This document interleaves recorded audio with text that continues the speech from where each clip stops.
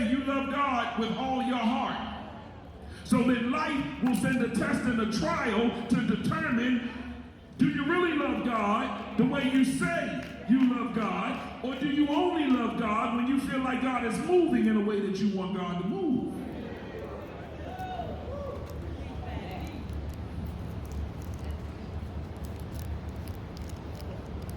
A good attorney in the cross will undo what you gave in prior testimony. So when you say, oh God, for God I live, and for God I die, and the first negative news hits and you crumble, how much do you really trust God? In any trial, even despite the cross, there's one thing that's needed, and that's proof. No matter how much they cross-examine you, no matter what the charges, they still need proof. And you're supposed to be innocent until proven guilty. That's what's supposed to happen in court, but can I tell you what happens in life? You are guilty until proven your innocence. And could it be that for many of you, you've been wasting too much time trying to prove your innocence to people who are committed to believing you're guilty?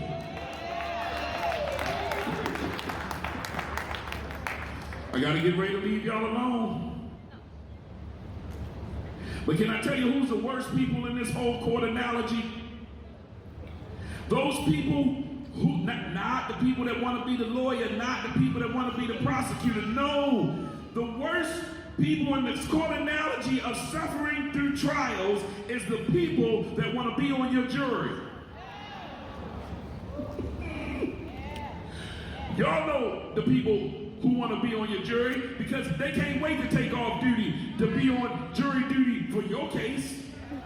You know, the people that look at every status you put up, don't never hit like, love, or nothing indifferent, but can tell you everything that you posted over the last 6 months. The people that want to be on your jury.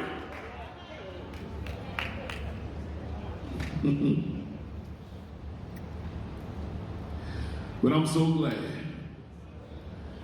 I'm doing the opposite of old school. You know, old school, they would preach for 59 minutes.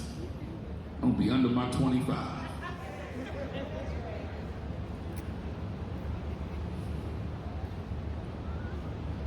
The trial is an honor. It's an honor that God picked you to go through what you're going through. In the middle of it, it doesn't feel good. But God picked you to go through it for a reason. Because God knows, remember God being the predicate to your sentence, that you are stronger than you think. So sometimes what God does is sends a trial to let you know that although it's a test, that if you have enough faith, perseverance will prevail. The proof, though, is in your ability to be faithful through suffering. Suffering will cause a weak, emotional-minded person to give up in the midst of the battle instead of waiting and fighting to see what the end is going to be. And I believe that God sent me on divine assignment to let somebody know that if you can persevere through the trial, that on the other side of the trial is a bigger blessing than what the test was in the first place. Verse 4 says, oh, shucks, I'm trying not to get too happy. I'm hot in this road. Verse 4 says, let perseverance finish its work. Let perseverance finish its work, so that you may be mature and complete, not lacking anything. Oh, shucks. I said, I'm trying not to be too churchy, but the churchy environment is getting to me. There's a whole choir behind me. There's a band on stage, and I'm feeling churchy because the text makes me feel churchy, because the text says, let perseverance finish its work.